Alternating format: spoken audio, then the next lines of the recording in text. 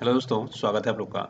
Friends, आपने तो अभी तक सारे लोगों ने लगभग सुन ही लिया होगा कि हमारे जो सीडीएस फर्स्ट सीडीएस थे जनरल बिपिन रावत, उनका अनफॉर्चुनेटली देहांत हो चुका है। ठीक है, उनकी वाइफ भी उस हेलीकॉप्टर में थी जिसको हम इंडियन में अगर बात मतलब देखो, ये जो लिया गया था रशिया से लिया गया था, सबको पता है ऑलमोस्ट। ठीक है, जिसका नाम अगर आप बात करें, बहुत सारे लोग को हो सकता है नाम ना पता हो। तो जो रशिया इसको बेचता है, इसको MI-17 के नाम से बेचता है। ऐसा नहीं कि बस भारत को इसने ये हेलीकॉप्टर बेचा है। ठीक है, इसको हम बेसिकली बोलते हैं MI-17। MI-17 के नाम से रसिया इसको बनाता है और बाकी देशों को ये क्या करता है, सेल आउट करता है। तो इंडिया के पास भी यही था।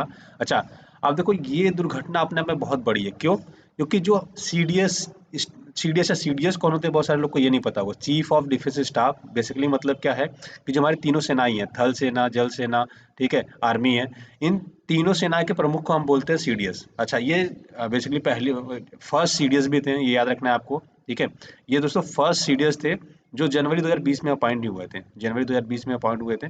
ठीक है, जो हमारी आर्मी है, हमारी एयरफोर्स है और हमारी जो थल सेना है। ठीक है, इन सबके क्या है, ये चीफ थे तीनों के।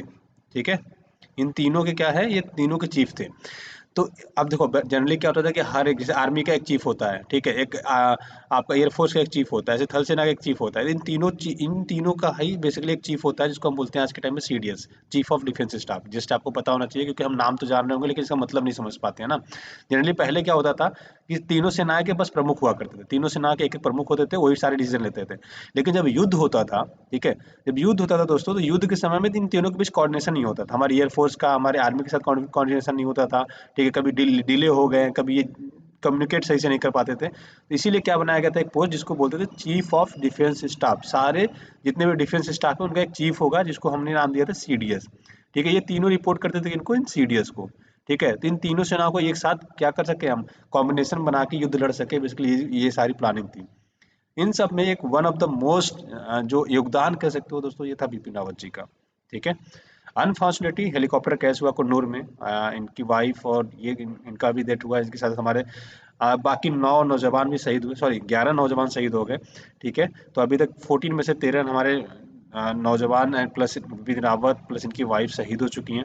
ठीक है, अब देखो, अब कितने इनकी एक तरह से कह सकते हो कि कितनी बड़ी हैसियत है, मतलब इनका कितना बड़ा हैसियत था, या फिर कह दो कितने बड़े इंसान थे। इससे ही पता लग जाता है कि आप देखिए, बेंजामिन नेतन्याहू, ठीक है, बेंजामिन नेतन्याहू ने बेसिकली इनको दोस्तों ट्वीट किया है बेसिकली।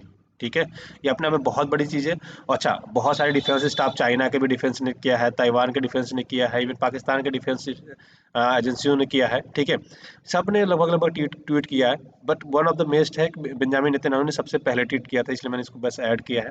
ठीक है, तो इनका भी ट्वीट किया, इन्होंने डायरेक्टली लिखा है दोस्तों, I deeply saddened to learn about the deeply helicopter crash that kills the Indian chief of defense staff Bipin Rawat and his wife and 11 other in Tamil Nadu. ठीक है, my thoughts and prayers with the families of the victims, may they rest in peace. Right, ये बिपिन रावत जी का, sorry, Benjamin Netanyahu का tweet था। ये first tweet इन्होंने किया था बेसिकली। तो होना तो बड़ी चीज़ है दोस्तों कि आज इंडिया को रिकॉग्निशन वर्ल्ड वाइड पे कितने, सोचो, हमारे देश के प्रधानमंत्री नहीं थे, राष्ट्रपति नहीं थे, one of the chief CDS थे। सीडीएस सीडीएस ऐसा भी नहीं कि बहुत छोटा पोस्ट हो। ये लोग दोस्तों वीवीआईपीज में आते हैं, वीवीआईपीज में आते हैं, जिनके लिए सुरक्षा, बाकी सारी चीज़ें बहुत ही उम्दा किस्म की होती हैं। ठीक है, अच्छा, इनका चॉपर कह रहा था कि कुछ कमियां रही होंगी MI-17 में, इस वजह से हो गया, या कुछ कुछ तो दिक्कत थी। राइट, इसकी थॉरली जांच होगी, थॉरली जांच होगा दोस्तों। ठीक है, कि क्या हुआ, कैसे हुआ। ठीक है, इससे पहले जब हुआ था तो हम अ, इससे पहले जहाँ तक मुझे याद है 1987 के आसपास हुआ था। ठीक है, तो ये पहली बार मुरारी देसाई के time, I think Morarji Desai के टाइम पे हुआ था जब उनका प्लेन क्रैश हुआ था। ठीक है, तो इसके बाद मुझे लग रहा है कि ये एक बड़ा एक थॉरली जांच होगा, क्योंकि सीडीएस जो हमारे पहले थे और वीवीआईपीज थे, और उनके साथ उनकी फैमिली, इनकी वाइफ भी इसमें लाइफ इनकी लॉस हुआ है। ठीक है, तो ये बहुत ही, मतलब एक तरह से कहते हो कि थॉरली जांच होगा इसका। अच्छा, एक चीज़ और है, देखो, अब बहुत सारे लोग कह रहे हैं कि MI-17 हमें नहीं खरीदना चाहिए। देखो, ऐसा नहीं है कि बस इंडिया में क्रैश होता है, कई जगह भी क्रैश होता है। अच्छा, इंडिया का बस MI-17 नहीं क्रैश होता, कि जो हम रसिया से लेते हैं, बाकी देशों से भी हम लेते हैं ना, कई बार यूएसए के भी प्लान भी क्रैश कर जाते हैं। ठीक है, बट ये दिक्कत है कि देखो, अभी वीवीआईपीज कहलाते हैं। ठीक है, वीवीआईपीज के लिए क्या होता है कि कोई भी चॉपर, हेलीकॉप्टर, कुछ भी होगा, उसको उड़ाने से पहले ना थॉरली पूरी जांच की जाती है, पूरी जांच की जाती है कि एवरीथिंग इज फाइन, तभी उसको उड़ाया जाता है। पहला चीज।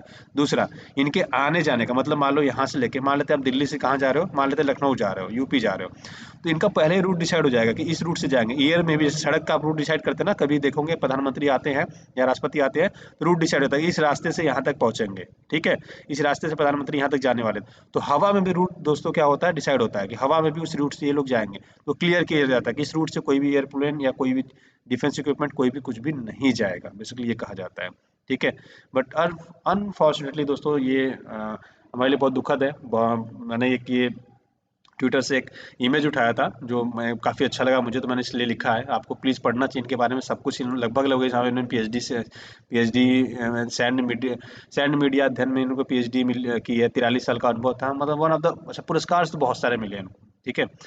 अब बहुत सारे पूछेंगे sir exam point of view से क्या इंपॉर्टेंस हो सकता है। देखो अभी तो मैं कहूंगा कि बिपिन बिपिन रावत जी के बारे में थोड़ा सा पढ़ लीजिए, इनके काम क्या थे, योगदान क्या थे, क्योंकि देखो one of the most important thing इन्होंने क्या किया था, सर्जिकल स्ट्राइक की प्लानिंग इनके द्वारा किया था, एयर स्ट्राइक की प्लानिंग इनके द्वारा थी। इवन कई बार भूटान को इन्होंने प्रोटेक्ट किया था जब आप ये आर्मी में हुआ करते थे, ठीक है, मतलब एज ए कमांडर हुआ करते थे, तब इन्होंने बहुत ज़्यादा मदद की थी, ठीक है। तो जितना आप पढ़ सकते हैं, इनका जन्म यूपी में हुआ, यूपी में कहाँ हुआ ये देख लेते हैं थोड़ा सा, चलो।